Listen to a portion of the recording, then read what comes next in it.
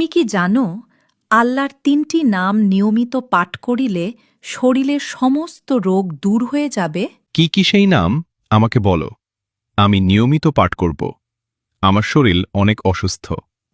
১. প্রথমে চোখে হাত রেখে ইয়া নুরু ২১ বার পাঠ করবে।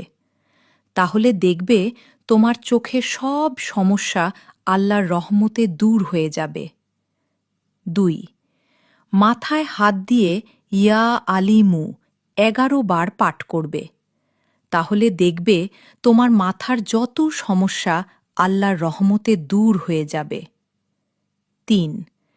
পেটের উপর হাত রেখে ইয়া বাতিনু ২১ বার পাঠ করবে। তাহলে দেখবে তোমার পেটের সব রোগ দূর হয়ে যাবে ইনশাআল্লাহ। ভিডিওটি সবাই শেয়ার করে অন্যদের দেখার সুযোগ করে দিবেন।